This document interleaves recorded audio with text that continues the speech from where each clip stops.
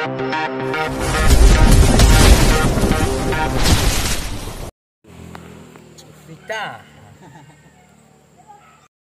Episode 7-9.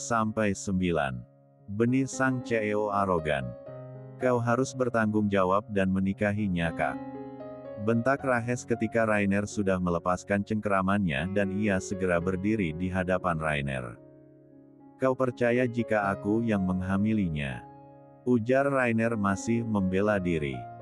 Ya, karena Agatha yang mengatakannya sendiri, jawab Rahes.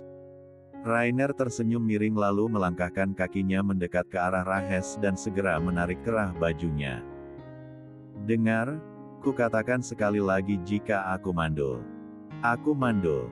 Ucap Rainer menekan ucapan kalimat terakhirnya. Rahes menghempaskan tangan Rainer dengan kasar, dan kau harus ingat, Kak.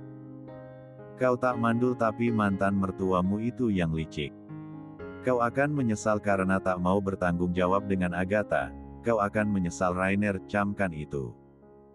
Setelah mengucapkan kata-kata itu, Rahes segera melangkahkan kakinya keluar dari ruangan kakaknya. Rainer tetaplah Rainer, dia lebih percaya dengan vonis dari dokter yang menyatakan dirinya mandul, bisa saja Agatha hamil dengan pria lain dan justru mengaku-ngaku jika itu adalah anaknya. Dan apa maksud perkataan Rahes tadi? Mantan mertuanya licik. Apa pria itu hanya ingin mengadu domba? Pikir Rainer. Jujur saja ucapan terakhir Rahes benar-benar mendoktrin pikirannya, membuat suasana hatinya berubah gelisah. Ark sial. Kepalaku pusing sekali memikirkannya. Teriak Rainer mengumpati dirinya sendiri. Secepatnya Rainer memanggil Jerry untuk datang ke ruangannya. Tak berselang lama terdengar suara ketukan pintu dari luar. Tok tok tok. Masuk. Tuan, ada yang Anda butuhkan. Ujar asisten Jerry. Selidiki tentang Arvan dan Nessa, ucap Rainer. Asisten Jerry mengernyitkan keningnya bingung, mantan mertua Anda tuan. Ujarnya memastikan. Ya, cari tahu alasan apa yang membuat mereka mendesak Mariska meminta bercerai dariku hanya karena aku. Rainer terdiam tak sanggup melanjutkan ucapannya. Asisten Jerry menganggukkan kepalanya. Paham, baik tuan, akan saya selidiki. Apa ada hal lain yang Anda butuhkan tuan? Tukas Jerry. Carikan dokter terbaik, aku ingin melakukan tes kesehatan sekali lagi. Ucap Rainer tegas. Baik tuan, saya izin permisi. Kata asisten Jerry setelah itu berpamitan keluar dari ruangan CEO. Setelah asisten Jerry pergi, Rainer langsung menyandarkan tubuhnya di kursi kebesaran miliknya sembari menghela nafas panjang dan memijat pelipisnya. Kepalanya terasa begitu berat dan pusing memikirkan hal-hal yang terjadi pada hidupnya akhir-akhir ini. Rumah Sakit Nusantara. Setelah perdebatan dengan kakaknya tadi, Rahes memutuskan untuk kembali ke rumah sakit menemui Agatha. Tapi langkahnya terhenti di depan ruang rawat wanita itu ketika mendengar suara kepanikan dari Farah dan juga beberapa perawat. Sus, tolong bantu cari teman saya. Kasihan dia sedang hamil, ucap Farah dengan begitu panik seraya memohon pada perawat. Iya, kami akan bantu mencari pasien. Mbak yang tenang dulu, kata perawat itu. Mendengar itu Rahes bergegas melangkahkan kakinya masuk dan menatap Farah. Ada apa ini? Tanya Rahes dingin. Seketika semua orang menoleh mendengar Rahes. Farah segera mendekati pria itu dan memegang tangannya. Kak, Agatha kak. Dia hilang, ucap Farah sendu. Rahes membulatkan matanya mendengar ucapan Farah, bagaimana bisa terjadi? Bukankah saya sudah memintamu untuk menjaganya? Iya kak, tadi aku tinggal sebentar ke toilet. Saat aku kembali kamar Agatha sudah kosong. Jawab Farah lirih takut jika pria di samping ini akan memarahinya. Cepat kita cari Agatha, saya yakin dia belum jauh dari sini. Farah mengangguk dan segera menyusul langkah Rahes yang sudah lebih dulu keluar dari ruang rawat Agatha. Agatha, kamu di mana cantik? Batin Rahes dengan perasaan cemas mengkhawatirkan pujaan hatinya. Mata yang tajam bahkan sudah berkaca-kaca memikirkan keadaan wanita itu. Rahes berjalan cepat menuju taman rumah sakit. Ia menduga jika Agatha butuh ketenangan dan memilih keluar dari ruang perawatannya dan mencari angin di sekitaran taman. Tapi dugaannya salah, Agatha tak ada di sana. Rahes menyugar kasar rambutnya ketika tak menemukan Agatha. "Kamu di mana, Agatha? Please jangan seperti ini, aku yang akan bertanggung jawab atas kehamilanmu. Tolong kembalilah cantik," gumamnya lirih. "Kak, Agatha gak ketemu. Farah udah cari di depan juga gak ada," ucap Farah berdiri di belakang Rahes. "Kau pulanglah, ini sudah malam. Biar aku saja yang mencarinya," kata Rahes tanpa menoleh menatap Farah. Tapi Kak." Rahes diam tak menjawab dan memilih berjalan menjauh dari Farah. Dirinya benar-benar kalut dan takut dengan kepergian Agatha hingga tak memperdulikan orang-orang di sekitarnya. Farah menghentakkan kakinya kesal melihat Rahes menjauhinya. "Kenapa sih semua orang peduli sama Agatha? Kak Rahes juga, kesal banget aku," ucap Farah sambil mengepalkan tangannya di samping tubuhnya. Di jembatan. Sepanjang jalan Agatha sudah seperti orang yang linglung, bahkan kakinya sudah terasa perih dan lecet karena berjalan tanpa alas kaki dan dia masih mengenakan pakaian pasien rumah sakit. Kini Agatha berdiri tepat di pembatas pagar besi, mencengkeram erat pagar itu seraya menatap hamparan sungai yang mengalir cukup deras dengan pandangan kosong. Wajah cantiknya saat ini pun sudah tampak memucat dan rambut panjangnya sudah tak lagi tertata rapi. Ada cewek cantik tuh bro," ucap salah seorang pria yang sedang nongkrong di jembatan itu bersama 3 kawannya. "Iya bodinya lumayan juga. Samperinlah," sahut teman pria itu. Ketiga pria itu segera mendekati Agatha dan mencolek dagunya. "Hai cantik, mau abang temenin gak?" godanya. "Diam aja, mending gabung sama kita." "Iya gak?" ujar teman pria itu. Agatha tetap diam tak memperdulikan ketiga pria tersebut. Matanya tetap menatap kosong ke depan, angin malam yang dingin menerpa wajah cantiknya sejenak terasa menyejukkan.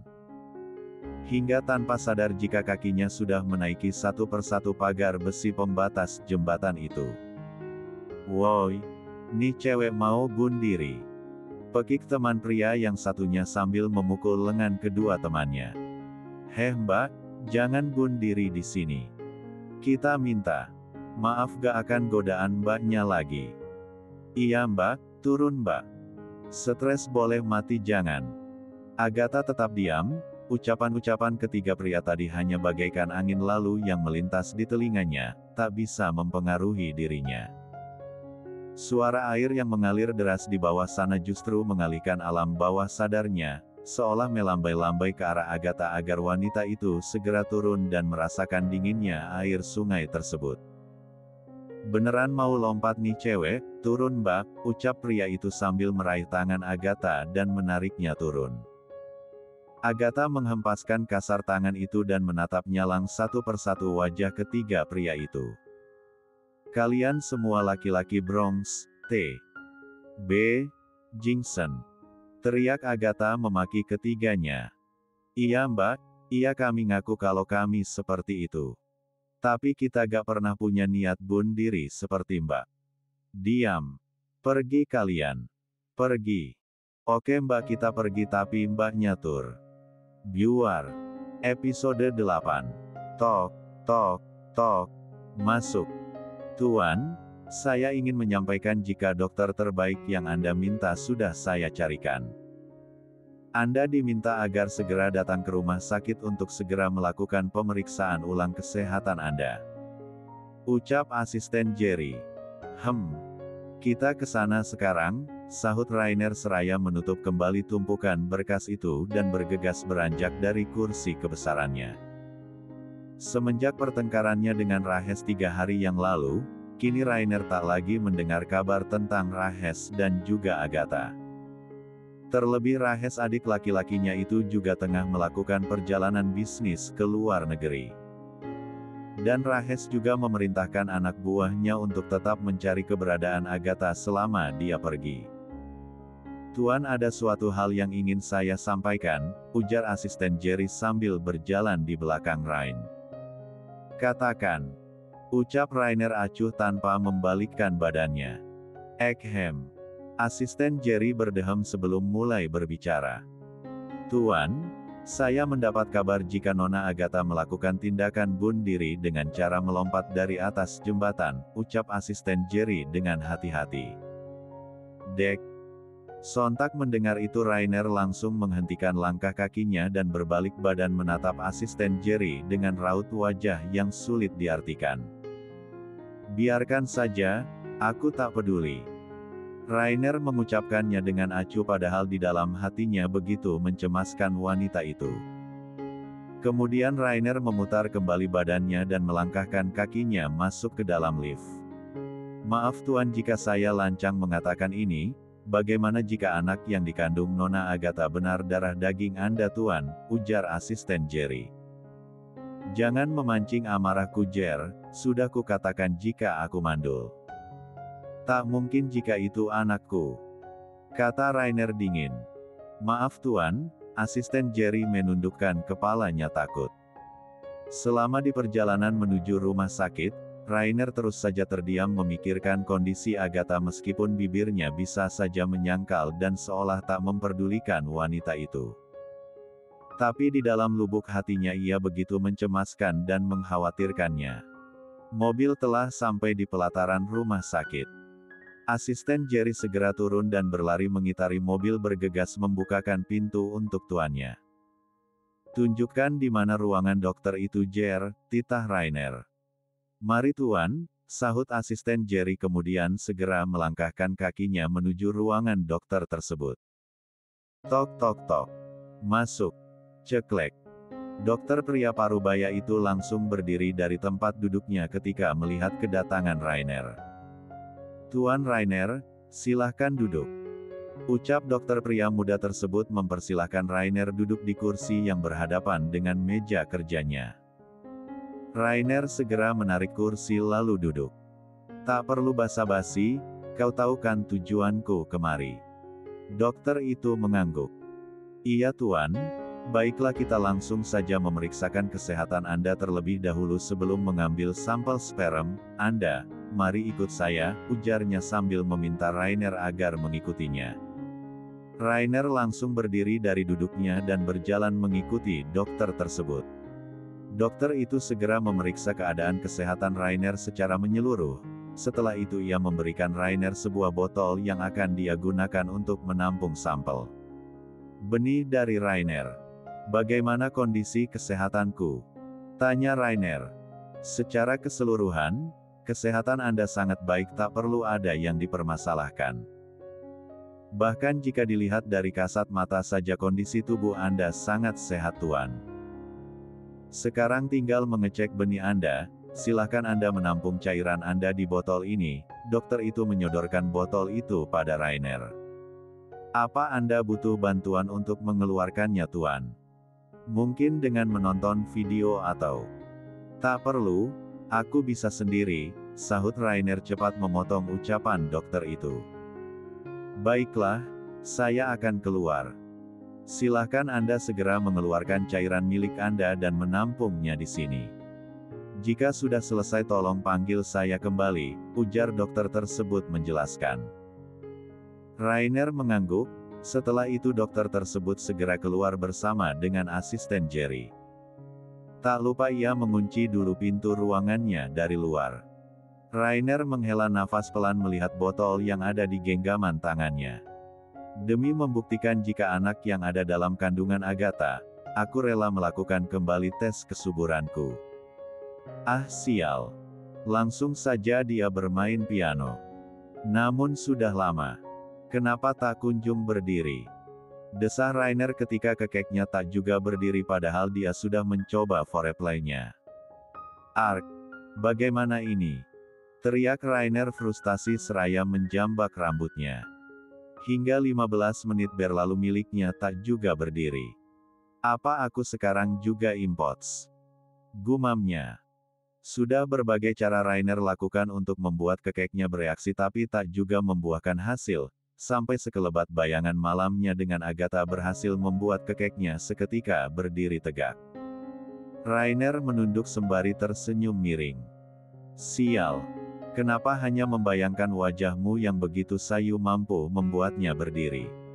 Rainer mengangkat botol itu sambil tersenyum miring. Hanya membayangkanmu yang berkilau karena peluh saja membuatku melayang, sial. Gumamnya tak habis pikir dengan apa yang dirinya sendiri rasakan. Setelah itu Rainer bergegas memakai kembali celananya dan melangkah menuju kamar mandi yang tersedia di ruangan dokter tersebut. Kemudian Rainer mengetuk pintu ruangan itu agar segera dibukakan. Ceklek. Dokter berdiri di hadapan Rainer sambil memegang handle pintu seraya memalingkan wajahnya. Begitupun dengan asisten Jerry, dia melakukan hal sama seperti yang dokter itu lakukan. Kenapa dengan kalian? Kenapa memalingkan wajah seperti itu? Sentak Rainer datar. Ah tidak tuan, mari silahkan duduk kembali. Kata dokter itu seraya berjalan duluan melewati Rainer dan duduk di kursi kebanggaannya. Tuan, di mana botol penampungan itu? Tanya dokter. Rainer segera mengambil botol itu yang ia tinggal di atas meja samping ranjang pasien. Ini. Sahut Rainer sembari menyodorkan botol itu pada dokter. Dokter menelan ludahnya susah payah melihat botol tampungan itu terisi penuh dengan cairan Rainer. Ia segera meraih sarung tangan medis dan bergegas memakainya sebelum menerima botol itu. Kapan hasil tes itu akan keluar? Ujar Rainer dengan tidak sabaran. Mungkin 2 minggu lagi tuan. Jawab dokter. Apa tidak bisa dipercepat? Kata Rainer. Maaf tuan, 2 minggu sudah waktu paling cepat. Karena harus melalui beberapa pemeriksaan untuk memastikan hasil yang akurat, ucap dokter menjelaskan. Rainer mengangguk paham, cepat kabari aku jika hasilnya keluar. Tukasnya setelah itu ia segera beranjak dari duduknya dan berjalan keluar dari ruangan dokter tersebut. Setelah Rainer keluar dokter tersebut langsung mengecek kondisi ruangannya yang sudah dijadikan tempat Rainer mengeluarkan lilin kecil. Dokter itu langsung membelalakan matanya melihat lantai ruangannya kotor karena ceceran lilin lecil milik Rainer. Sial. Banyak juga spams tuan Rainer, tapi apa ia segini banyaknya justru dikatakan mandul. Episode 9. Agatha mengerjapkan perlahan kedua matanya, menyesuaikan cahaya lampu yang begitu menyilaukan mata. Aku di mana? Gumamnya seraya berusaha bangun dari ranjang. Ah kepalaku, kenapa sakit sekali, rintih Agatha sambil memegangi kepalanya yang dibalut oleh kain kasa. Mendengar suara rintihan Agatha, seorang pria bertubuh tinggi dan tegap itu segera memutar tubuhnya dan berjalan mendekati Agatha lalu duduk di kursi samping ranjang. Kau sudah bangun, ujar pria itu. Seketika Agatha memundurkan tubuhnya menjauh dari pria tersebut. Siapa kamu? Ucap Agatha was-was. Pria itu menatap Agatha sembari tersenyum miring. Kau tak ingin mengucapkan terima kasih dahulu padaku karena telah menolongmu. Sindirnya. Siapa yang memintamu untuk menolongku? Aku tak butuh ditolong, ucap Agatha dengan sarkasnya. Oh jadi kau menceburkan dirimu ke sungai memang sengaja ingin hadiri ia. Kau tak ingat jika sedang hamil. Kau mau jadi hantu kuntilan, kagentayangan. Cerocos pria itu berbicara dengan nada manja, sambil menatap kukunya yang panjang dan dikutek dengan warna yang begitu cantiknya. Agatha mengerutkan keningnya mendengar ucapan pria di sampingnya ini. Pria berwajah tampan tapi tingkah lakunya terlihat sangat gemulai. 1. Dari mana kau tahu aku sedang hamil? Desak Agatha. Pria itu menghela nafas panjang lalu mengulurkan tangannya pada Agatha. Perkenalkan namaku Nikki. dan kenapa kau tanya bagaimana aku bisa tahu tentang kehamilanmu karena aku seorang dokter kandungan. Kau paham sekarang? Ucap Nicky dengan sinis. Dokter kandungan. Ujar Agatha tak percaya. Ya kenapa? Kau tak percaya? Lihatlah di sekeliling ruangan ini. Kau sekarang berada di klinik praktekku. Sahut Nicky. Seketika mata Agatha menyisir seluruh ruangan kerja milik Nicky, dan benar saja di sana banyak sekali alat-alat medis dan juga jas putih kebesaran Nicky tergantung di samping meja kerjanya. Sekarang katakan siapa namamu dan kenapa kau melakukan hal bodoh seperti itu? Ujarnya. Agatha memejamkan matanya sesaat sambil menarik nafas dalam-dalam. Namaku Agatha. Aku melakukan hal seperti itu karena ayah dari bayi yang aku kandung tak mau bertanggung jawab. Sorry, kau seorang. Tebak Nicky. Tidak, aku korban pemerkosaan. Dan pria yang menghamiliku tak ingin bertanggung jawab karena dia mengatakan jika dirinya mandul. Ucap Agatha.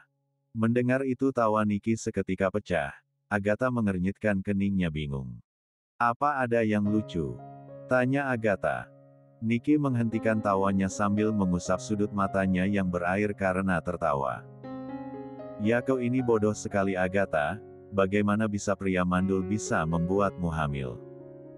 Otakmu tak berpikir secara logis, kau ini terlalu berlarut-larut.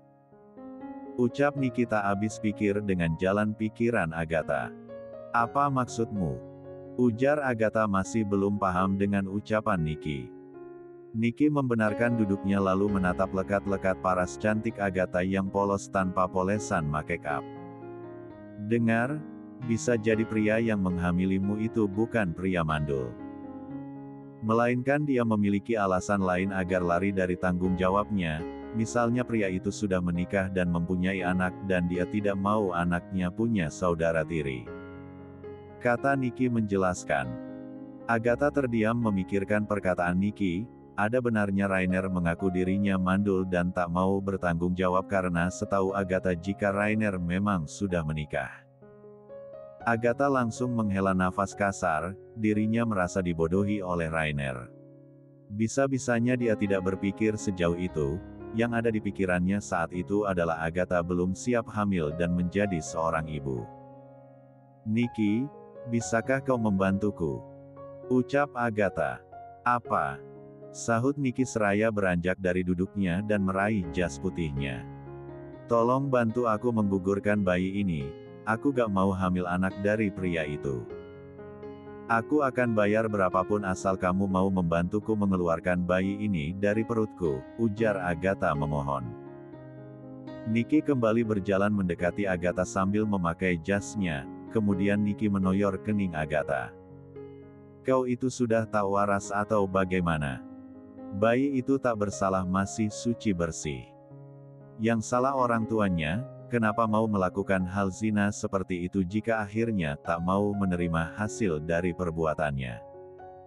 Kuberikan saran untukmu Agatha, rawat dan lahirkan bayi itu jika kamu tidak mau merawatnya setelah lahir biar aku yang ambil alih. Dan tunggulah di sini sampai aku selesai praktik. Ucap Nicky setelah itu ia segera melangkahkan pergi meninggalkan Agatha yang masih berdiam mematung mencerna ucapan Nicky. Agatha menarik nafas panjang lalu menghembuskannya perlahan. Dadanya kembali terasa sesak mengingat sikap Rainer, jika pria itu tak memiliki rasa dengannya setidaknya dia memiliki rasa tanggung jawab atas bayi yang dikandung Agatha. Tangan halusnya terangkat menyentuh perut ratanya. Usia kandungannya yang baru memasuki 12 minggu sudah terasa sedikit menyembul jika diraba. Anak mama. Ucap Agatha lirih tanpa sadar air mata luruh menetes membasahi pipi mulusnya. Maafin mama nak, mama sudah jahat sama kamu. Tapi setelah ini mama janji akan jaga kamu sampai kamu lahir, sehat terus ya sayang. Kita berjuang sama-sama tanpa paham. Agatha sesegukan sambil terus mengusap perutnya. Mama sayang sama kamu nak. Huik hek. Huek. Tuan Anda tak apa-apa. Ujar asisten Jerry mengkhawatirkan Rainer yang terus saja muntah sejak pulang dari rumah sakit. Rainer diam tak menjawab, perutnya terasa seperti diaduk-aduk. Ia terus saja muntah di wastafel yang ada di dalam ruangannya. "Mari saya bantu Anda Tuan," ucap asisten Jerry lalu meraih tubuh tegap Rainer. Akan tetapi Rainer melambaikan tangannya, meminta asisten Jerry agar menjauh darinya. "Keluar Jer, badanmu bau sekali," kata Rainer lirih. Sungguh demi apapun tenaganya sudah terkuras habis karena terus-terusan entah bahkan perutnya pun kini sudah kosong dan terasa perih. "Saya pakai parfum Tuan, tak mungkin saya bau," sahut asisten Jerry tak terima dikatakan bau badan oleh Rainer. "Kau memang bau Jer, keluarlah belikan aku kue cakwe. Aku ingin makan makanan itu," ucap Rainer. "Kue cakwe? Makanan apa itu? Di mana saya bisa mendapatkannya Tuan?" tanya asisten Jerry merasa bingung dengan permintaan tuannya. "Terserah, sekarang cepat keluar dan carikan aku makanan itu," perintah Rainer seraya mengibaskan tangannya meminta asisten Jerry agar segera pergi. "Baik Tuan, akan saya carikan sekarang." Asisten Jerry secepatnya keluar dari ruangan Rainer untuk mencarikan makanan yang diminta oleh tuannya itu. Setelah asisten Jerry pergi, Rainer segera membasuh wajahnya dan berjalan masuk ke dalam kamar istirahat yang berada di samping meja kerjanya yang dibatasi oleh tembok. "Hah!" Rainer menghela nafas kasar seraya menjatuhkan dirinya di atas kasur king size di kamar istirahat tersebut sambil menutupi wajah tampannya dengan lengan kekarnya. "Apa yang terjadi denganku?" gumamnya lirih.